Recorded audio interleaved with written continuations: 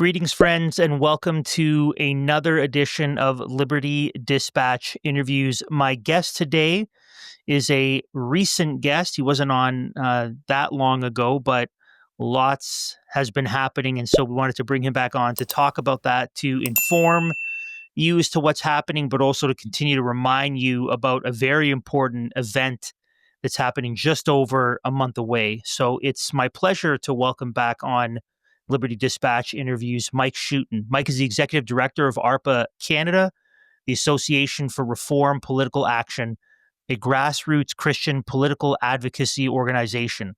Their mission is to educate, equip, and encourage Reformed Christians to political action and to bring a biblical perspective to our civil authorities.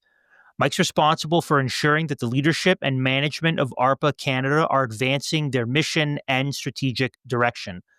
Mike has been published many times in the National Post, Vancouver Sun, and the Calgary Herald, as well as interviewed by the National Post, CBC News, CPAC, and various radio talk shows across the country. Mike lives in British Columbia with his wife, Jennifer, and they're the parents of 6 children. Mike, thanks again for joining me on Liberty Dispatch Interviews. Good to have you on the show. Yeah, good to be here again, Andrew. And like you said, usually summer is a slow time for us, but certainly hasn't been this summer. Lots of action, many things happening. I don't think we've ever had the same guest on the show back on so quickly, and clearly what's happening warrants that. So let's just kind of jump right in because it wasn't that long ago we had you on the show. So our audience is well familiar with ARPA, the work that you're doing, some important things you're involved with right now.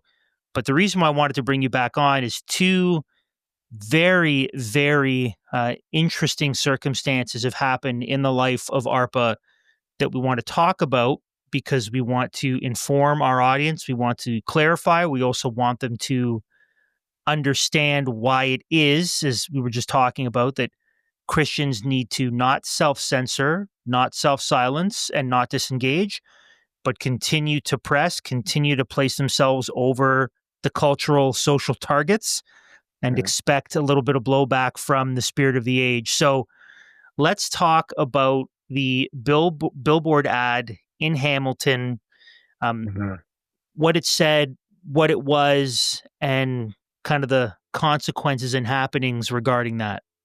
Sure, yeah. It's just been a few weeks since we chatted, and we were chatting about the Let Kids Be campaign, right? And talking about this upcoming rally on September 27th.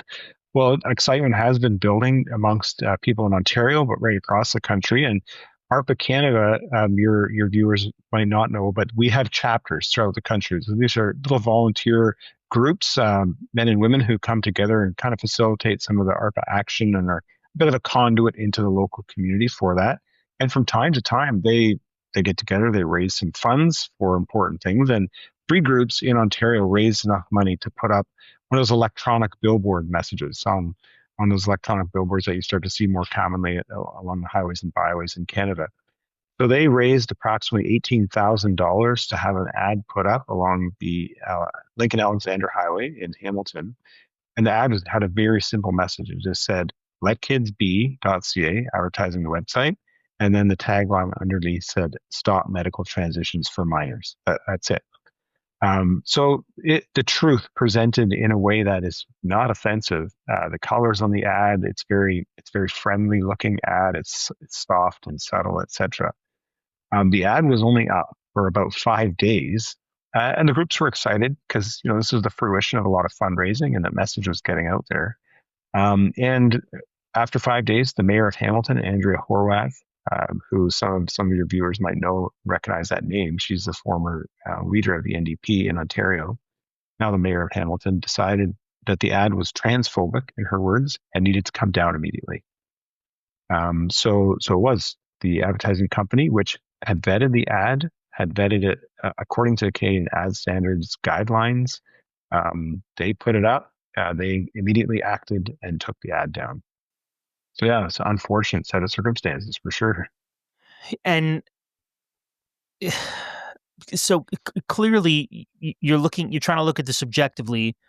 So it's not as if they made a mistake, right? Like, especially the world in which we live, mindful of the woke mobs around us, mindful of the spirit of the age, you would imagine that people, especially those that are able to put out these kinds of billboards and advertisement, are going to be especially careful. So it's not as if this slipped through the cracks, and it's not as if someone was off that day. So they approve it. So everything's fine. So clearly, at least one or a series of threatening, pressuring, these are my words, not yours, threatening, pressuring phone calls were made to certain people saying, this is what you need to do or else. At least that's how I read the situation. Certainly the billboard company didn't have a moment of clarity, I'm guessing, and go, oh, wow, I guess we shouldn't have put that up. But probably not the case, because they would have had that thought already. So it seems that there's this pressure coming from the mayor. Okay, so 5 days, the mayor puts a little bit of weight on them. The ad comes down, the billboard comes down. Are you informed that the billboard has come down? Do you receive any sort of communication, or you just someone notices, hey, why isn't it up there anymore? How does that process happen? Yeah, so we initially heard about it because the mayor put out a public statement on X stating that it had come to her attention that this transphobic ad was there and it had to come down. So we saw that, or the local chapters got wind of that, and then they did receive a letter from the media company, which is Bell Media, stating that the ad, all it said was, unfortunately, situation has changed and the ad needs to come down. Everybody knew why at that point, so they didn't give any reasons or anything. Mm-hmm. But you're right. Prior to that, that media company had vetted the ad. They're the ones who had received it, approved it, made sure that it was all according to the right designs, satisfactions, and so on. That had to for it to be up on that billboard. So wasn't a surprise to them, but it certainly didn't satisfy the mayor and her, I guess, opportunistic way of virtue signaling to a certain number of Canadians that she's on their side and she's going to use her power right now to silence that message. So, how does the Association for Reform Political Action in Canada respond to an overtly political act against an organization that is committed to God glorifying political activity, i.e., putting up billboards proclaiming truth in an effort to save children? Yeah. What's been the fallout? What's come out of this? Where are you guys in the midst of that process right now? Yeah. So what we did immediately was we sent out an open letter to Mayor Horwath. She had indicated via an open letter that this sign was transphobic and had to come down. We communicated back with an open letter stating that what she had done was a violation of the charter, but also re-emphasizing the message of the sign.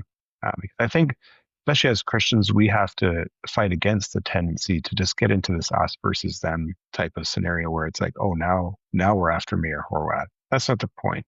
The point with this whole campaign is to advocate for vulnerable children who are being fed lies and all of the wrong treatments when they express gender dysphoria or confusion about their own identity. And that's the tragedy in this. That's what we need to keep the focus on. So we did that. We sent out a press release as well. Many media outlets picked it up. And fortunately, many of them actually showed footage of the sign as they shared their news stories. So the message on the sign was spread far and wide, to far greater audience than likely would have seen it on the link on the Lincoln Alexander Highway there. So we're very thankful for that. But then at the same time, we had to decide: are we just going to stand by and let this happen? This type of censorship and unlawful censorship by a government official. So we met together as ARPA Canada and our leadership group and decided, no, we do have to challenge this in court. We also received many expressions of interest from other legal firms and interested people in Canada who aren't even aligned with us on this particular issue, but do desire that we live in a free and democratic society which protects the freedom of expression. So yeah, we're putting together those legal arguments and we'll be submitting them to the court in time. There's certain date requirements and timelines that have to be met. And we do hope that through this process, our communication to the mayor will be answered favorably, and the mayor will realize that what she did was not the right thing, and just reverse her decision and allow the ad to run its course. So I want to draw from this some important principles, really a realization of where we're at as a country, what's going on right now, Canada, socially, culturally, and politically.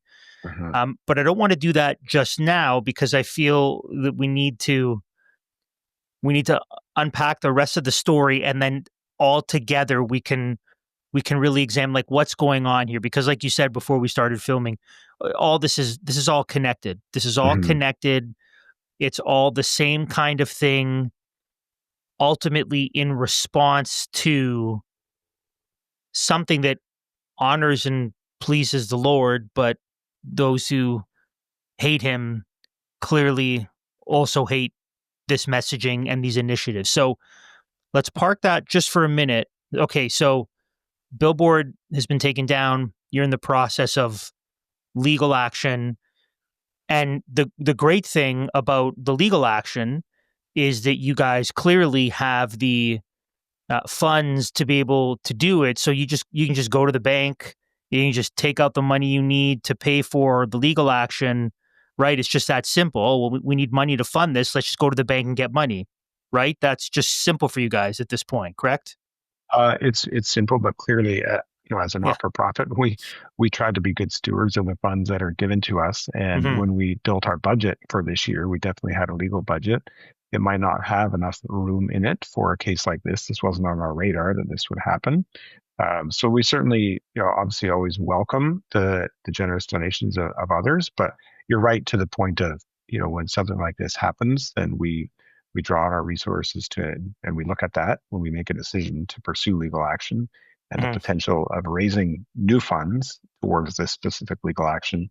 And thereby we made that decision that, hey, we do need to proceed here. And Yeah. you can just go into your bank and take out the money, right? Like everything's good with your bank. You just go to your bank, you take out the money, and everything's For the fine, most right? part. Yeah. Yeah. For the Yeah. most part. Yeah. We Except for the had fact that, Yeah.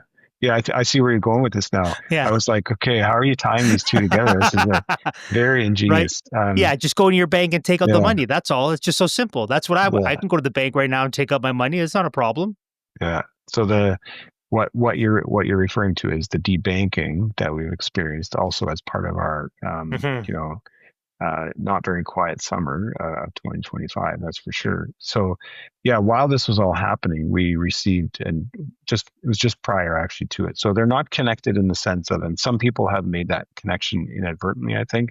It wasn't that the billboard got censored, the bank got wind of it, and then decided to close Right. our account. They're not connected to each other, but No, they're both connected to something yeah, else. yeah. Yeah. So it was a few weeks in advance of this that we just abruptly received a letter from, and it's one of our financial institutions. So we do have a couple that we bank with.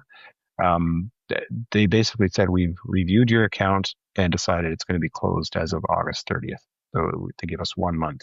And it happens to be the bank, the institution where we have the automated funds transfer program, where all the monthly donors' money is coming into that bank account. So that's a huge part of our stability, our stable income, the money that's coming in every month that way. So this set off all kinds of anxiety within my office and our finance team. And what do we do here? So we communicated back to the bank, what's going on? Like, can we have some reasons? Can we talk this through? They wouldn't talk to us. They said you have to actually take your concerns to this complaints office. That's who has to hear your concerns. So then right away, I was like, oh, okay, everything's going to start going through lawyers right away. Like this is clearly a case of debanking or some kind of ideological difference somebody had with us and said, enough's enough. We're closing their account. So we immediately began looking for a new financial institution, and thankful to God that we did find one, a Christian credit union based in Alberta. It's very willing to take us on, and we're thankful for that for sure. And the staff there have been just great in helping us start to make this transition. So yeah, it's like you said, they're connected in a certain way, but they're not connected in that the bank's action was a response to the billboard, not at all. Yeah, I mean, um, I say this kind of symbolically that purple-haired wokies that are setting their hair on fire often don't have the kind of coordinated strategic intentionality to do something like this. They're Mm, merely reacting, right? They're reacting to it's either a rabid virtue signaling, or it's caving to pressure, or it's simply saying for the sake of our own skin, we need to distance ourselves from these people. So I wouldn't even say that in their reactionary virtue signaling that they're able to coordinate something like this anyways, but they're clearly responding to something. And the thing that they're responding to is biological truth and realities being proclaimed. Like, this is what's throwing them into a tizzy, apparently. mhm. Yeah. Yeah, and I think that when we step back and look at these things, Andrew, it's clear that when we do speak truth, we can expect adversity, we can expect persecution, and the message of the Let Kids Be campaign, the message that ARPA Canada brings through its pro-life effort, we need a law.ca, the anti-euthanasia effort, carenotkill.ca, like those things have become vehicles for a lot of public momentum when it comes to policy change in our country. And the devil doesn't like that. But last time when we talked a few weeks ago, we talked a little bit about the antithesis, right? Good versus evil. And Satan abhors the messages that ARPA Canada is bringing, that Christians are bringing into the public square, and will go to any lengths to try to silence those messages. Much easier to censor them than to actually engage in free and open debate about said issues and try to find common ground and come to some consensus that way. It's much easier for them to just silence us, just censor us. So it seems to me in the last, let's say the last 5 years, just nice round number, that there has been an uptick of open, overt, outward opposition to Christ and his word and his people. And this has come in the form of, what we saw during the COVID era. This has come with, hey, let's go after charitable status. This has come with the Canadian Anti-Hate Network and even people within the federal government labeling certain dangerous alt-right Christian nationalist groups. This comes in with what we've seen happening with you guys. So with the CBC hit piece a number of years ago about the dangerous rise of the Christian right, or the Tyee doing their piece not that long ago, basically concluding that Jacob Rayom and Trinity Bible Chapel and Liberty Coalition Canada and the Ezra Institute and Doug Wilson and also the New Apostolic Reformation should all lose their charitable status because they're fascists. So there's been an uptick in this. So based on what you've just said, which is when we speak the truth, we should expect opposition. The question I have is, if we've seen this uptick in opposition, where I don't remember it being this intense, at least not publicly. Privately, obviously, people will say and do certain things, but this kind of public, it's accepted, it's even welcomed in many senses, that the public is okay with this being the case. I can only really perceive of two or maybe three options, and maybe I'd love to get your thoughts on if you think it's one more than the other or both.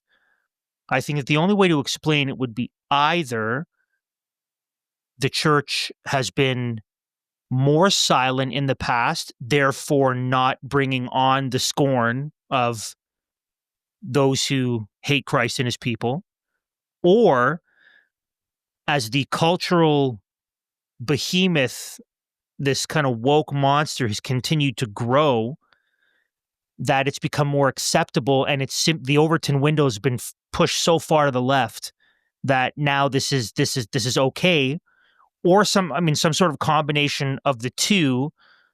Where do you think if you had to pick, is it either the church has been silent and we've been forced now to speak in a way that we kind of look back and say, wow, to our shame, we were disengaged and inactive? Is it the fact culturally it's more accepted, or do you think there's an even play here? Which of those options do you think really is to account for why now there seems to be a clear growing intensity and frequency of very open anti-Christian sentiment and action? Yeah. So this is really fascinating because I think actually it is a bit of both, but I want to just put some context around it from my perspective. Mm-hmm. I think that Satan had made a lot of progress in the last number of decades. When you think of the sexual revolution, the culminating, say, for example, in Canada here, 2005, gay marriage is accepted. Now it's celebrated in our country. But Satan is never happy with just that. He's never happy. He's always going to want to try to get more, right? So then on the heels of that, we get the gender revolution. So Satan successfully attacks the institution of marriage that God has put there for us, and gets his way, and then starts attacking the very image bearers of Jesus Christ. Men and women, boys and girls begin mutilating themselves, trying to change themselves into something they're not, and that gets celebrated. On the flip side, or another issue, not the flip side, euthanasia. I think of euthanasia. Subtle. It starts changing in Canada through the use of private members' bills, through court decisions. It first becomes something that's just for people who are in the very latter stages of their life. And everybody thinks, oh, yeah, if grandpa or grandma's in that stage of life, I can understand. And we go on with our merry way. And then it gets expanded more to people with disabilities, people who aren't, whose death is not imminently foreseeable. And then they actually, and I'll give an example of both of these, the left, Satan, goes too far, tries to swing the Overton window too far in their direction on the euthanasia file by expanding it to people with mental illness, and on the gender ideology file, expanding it to children and lauding that. And I think that's what's woken up the church. But in doing so, it's also woken up another whole segment of society that is very concerned that really we're going to expand euthanasia to people with mental illness. Everybody knows somebody who's experienced anxiety, depression. How can we let them decide to opt out, right? When it comes to gender, a lot of people, you visit the workplaces and hallways and byways in Canada and talk to them about this. They're like, oh, some dude wants to do that in his 20s. Like, that's weird, but whatever. Like, have at it. But you start talking about 8, 10, 12-year-old kids, they're like, no, no, no, no, no. We can't let kids do that. That's crazy. If parents or the medical establishment would allow children to do that and then try and celebrate it. So I think what's happened is there's almost been a push too far, and that's woken up a lot of people. And on top of that, you referenced at the beginning of the last 5 years, I think on top of that, obviously, is the whole COVID experience where the government, the state, came literally into the bedrooms of every single Canadian and had something to say about their private lives and how they had to live and obey and do things. I think there's a culmination there where the country has woken up. And yeah, I pray that this will lead to revival amongst the church, that Christians will recognize that life is not about creating little kingdoms for ourselves here. Life is about being a witness, being an ambassador for Jesus Christ, getting out there and sharing truth with our neighbors, with our friends at work, with our families who might be unsaved, sharing it with them, and knowing that when we do so, we're going to face opposition. But that's okay, because God's also given us His Spirit, and His Spirit gives us the strength to go through this, to get through this, and to do so. I think sharing this truth in a way that, that's relationship building, that's respectful of all human beings, regardless of what they think about certain things, and in a way that is faithful to God's word, knowing that we might be doing that, and the response is still, no, it's not for me. I'm not going there. Knowing that might be a response, but at the same time, not just neglecting to do it. We still need to continue to be faithful and obey God's call to be His ambassador. So when I kind of survey what's happening legally when I think about the censorship and the infringing of free speech rights. When I look at the threat, the looming, we're going to come for the promulgation of religion as being one of the four charitable purposes, especially those who would have an alt-right Christian nationalist ideology as they define it. I look where things are going. I even think about the COVID cases. I think about the utter lack of kind of positive wins in that. I mean, it almost seems like the best case scenario is charges were stayed, as opposed to a judge definitively saying, yes, your charter rights were violated and it's not justifiable a la Section 1 of the Charter. I mean, that would have been better, but it seems that we just got, we'll let it go, slap on the wrist. So I kind of survey what's happening legally, and I'm trying to think into the next 5-10 years. I'm thinking about the 93% of the judges that have been appointed by Trudeau and during his tenure, thinking about the generation, that's just coming out of it, that has been coming out of law schools and is moving into positions of being lawyers, working for the crown, eventually judges. Satan's overplayed his hand. He's gone too far. This has caused people to wake up. This has even caused non-believers, right, righteous Gentiles, as the scriptures would say, to say, hey, this is too much. Even we realize this is far more than we're comfortable with. So that's happening culturally. There's also the uptick of animosity and overt hostility against the church. But it looks like, at least in the short term, that the forces of darkness, as it were, still have lawfare at their disposal. It doesn't look like judges are going to rule in any righteous way. What is the Christian to think, do, and operate in that setting? Obviously, that's not an invitation to just pack up shop, move to the States, move to Belize, just kind of let this thing burn down. Let's just stop altogether. Who cares about law school? That's not our mentality. Mm-hmm. But how's the Christian to think? How's the Christian to engage when we kind of think, wow, hatred and vitriol against Christians is growing, and it's a good thing that more of us are waking up, but it looks like the deck is still stacked against us. Kind of walk someone through, so what do I do? Well, how do I need to operate? How do I need to approach this, surveying that landscape in Canada? Yeah. Yeah, no, these are important things to grapple with. I think for myself, and my advice to Christians is don't think so far ahead or so big in that sense, because it's just too overwhelming. And I don't think God has called us currently right now to do things that might happen, to do things in response to what might happen 5, 10, 15 years from now. But I used those words before, and very purposefully, faithfulness and obedience. And I think that plays out in numerous ways. So certainly to begin abdicating our role in culture and in society is not the right response at all. We're supposed to be salt and light. We are salt and light. God has said, you are salt and light. Let's not put a bushel over our head.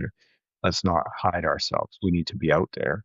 But I think it's a reminder that when we do abdicate our roles in society, then those professions that you talked about, those institutions like the legal institution, the academic institution, the media, they are filled now with people who hate Christ. And that's a reality. They are. And that's going to take generational change. But in order for that generational change to happen, and this is where faithfulness, obedience comes into play, even in family context. What are we doing as fathers? What are we doing as parents to encourage our children to consider things outside of some of the more traditional jobs that kids coming out of high school might want to get in the landscape industry or the construction industry and so on? They're great jobs. Don't get me wrong. We need people in all those industries. But to consider, do you have gifts for the legal profession? Do you have gifts for the ministry? Do you have gifts for media, journalism, the things that you're doing, Andrew, like that kind of thing? I think that's very important because when that starts to happen, when they say like politics is downstream from culture, sometimes culture is downstream from politics, but more often than not, it's the other way.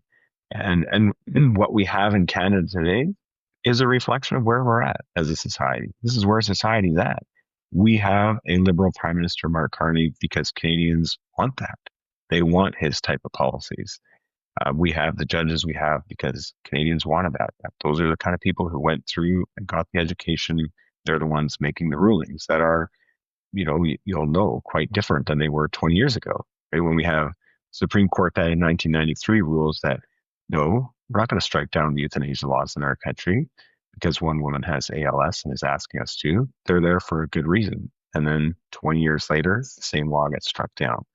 So we have people in those arenas that are anti-Christ. They do not like Jesus Christ, the God whom we serve. I think we can very much take hope and comfort and encouragement from the reality that as the pushback gets harder and stronger, it's because God's light is shining brighter. That's why. If Christians were doing what we're supposed to be doing, what we're called to do, there wouldn't be a pushback. It'd be easy street for Satan to make headway all the time in every sphere of society. But because there's pushback and strategic, intention, well thought out pushback, things like that Let Kids Be campaign, he hates that. And that's why there's such a serious effort to try to quench that, try to silence that altogether. Because they know that if this resonates with Christians and with everyday Canadians, that they're going to lose something. They're going to start, we're going to start gaining a bit of ground in the cultural battle. Yeah, and I think we need to fight against this temptation or this proclivity to want to see the change happen really fast and really quick and think that all it's going to take is one election, one person, one this, one law, and we're just going to turn this thing around. We are so allergic to working hard for the long haul and plodding away faithfully, knowing that it may not be a short-term fix. I mean, every election cycle, this is what we hear. We hear advocates say, if you vote for this guy instead of this guy, this is what's going to fix the problem. This will turn this thing around. Look, everything is going to improve. I mean, the evidence that that's not the case would be, the last 40 years. But what I think what people understand is that there's this natural bent in us that we don't like pain, we don't like discomfort, and we don't like things taking a long time. We want it to be as easy and quick and pain-free as possible. And I think we just need to resolve that if we want to see the kind of Canada that we know will honor the Lord, we just need to get ready for the fact that it's going to take a while to get there. I mean, we can hope. It would be marvelous if the Lord in his mercy would pull back his judgment from our country and bring about a kind of revival that comes after a large-scale repentance. But I think in terms of operation, we need to work in such a way that we're getting ready for a multi-generational kind of work. And setting our minds on that, I think it helps for us not to be discouraged when one election cycle doesn't change, or in 5 years, why isn't it better? It took the church 250 years before it eventually took over the Roman Empire.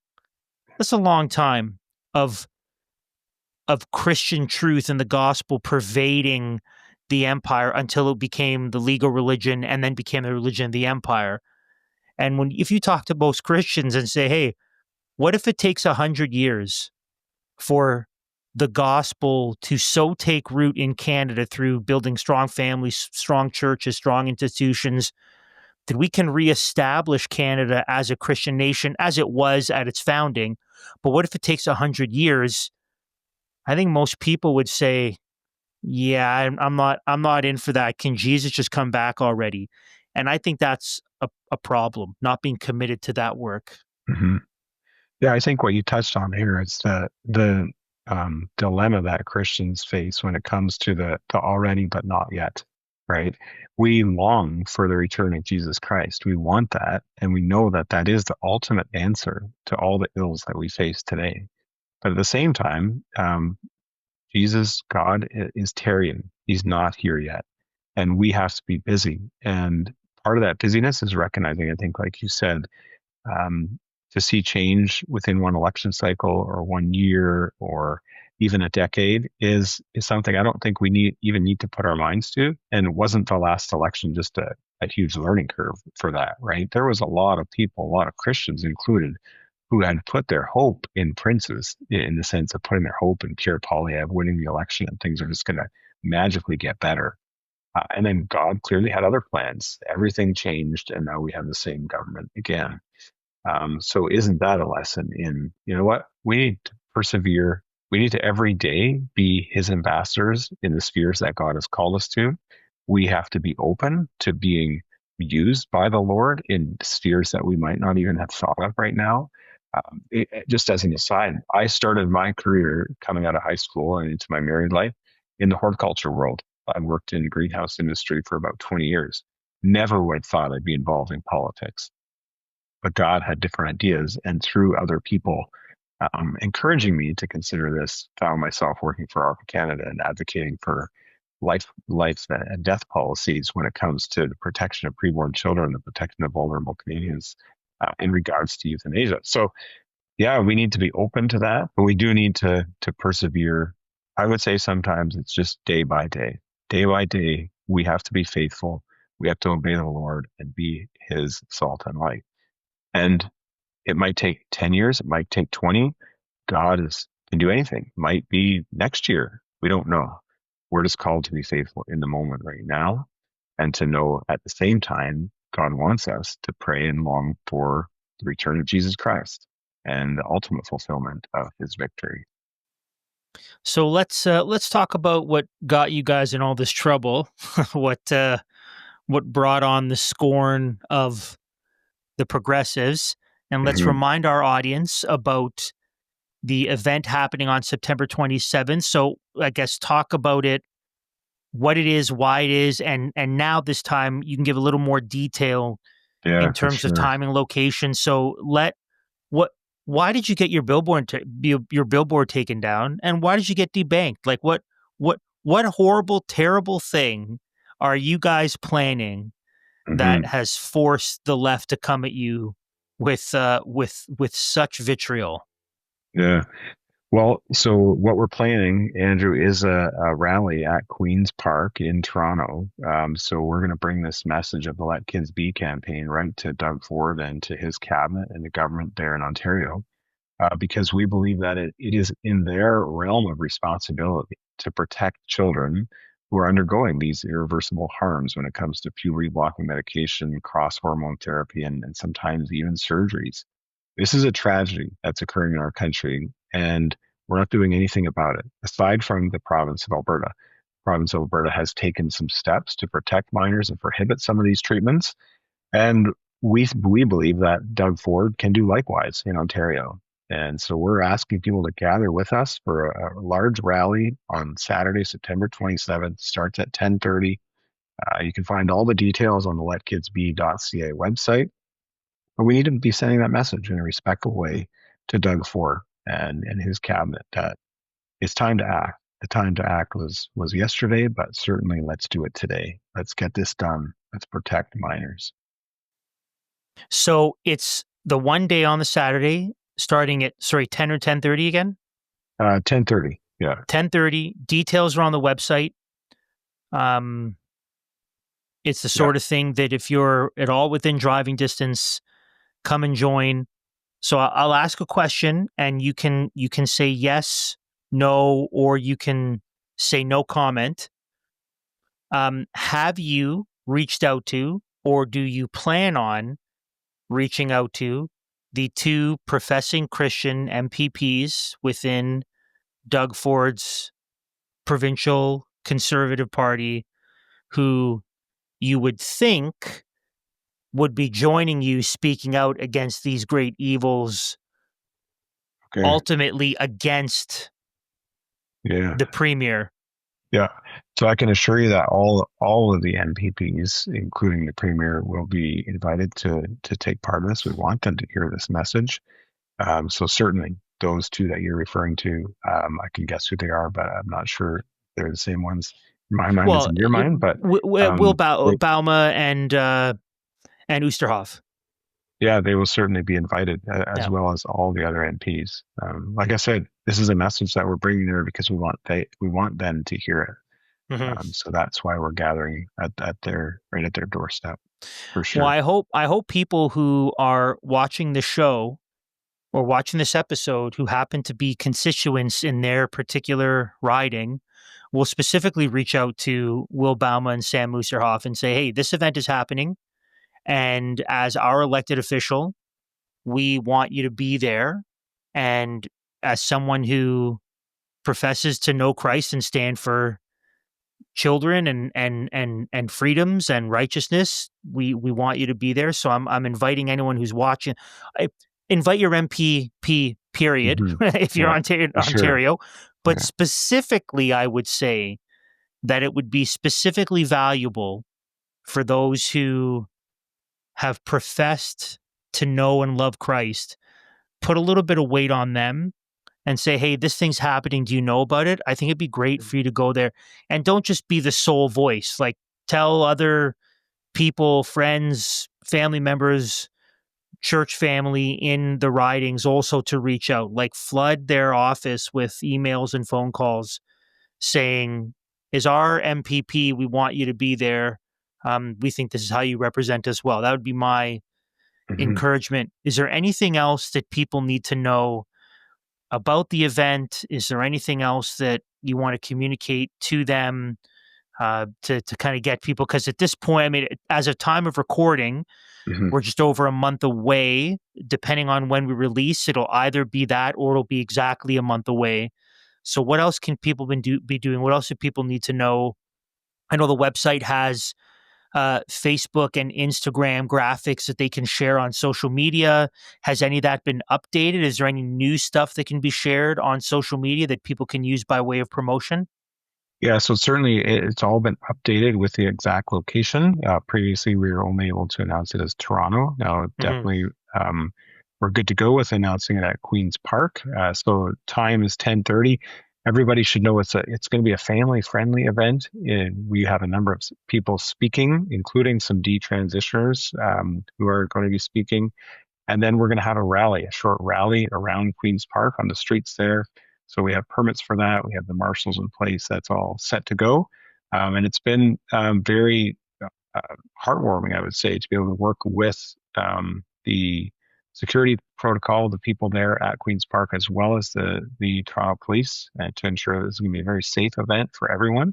So come down with your family. That's why we're doing it on a Saturday, to make it as easily accessible for as many people as possible. But then you mentioned social media. Clearly, there's going to be people who aren't able to make it. If you're not able to make it, please visit letkidsbe.ca. There's many other action items that are there as well to help build support. This event is part of a bigger effort within the province of Ontario to build public support for the Ontario government taking action when it comes to protecting minors. So there's lots more there that you can avail yourself of to get involved in this effort. Okay, Mike, I'm thankful for the work that you and ARPA are doing.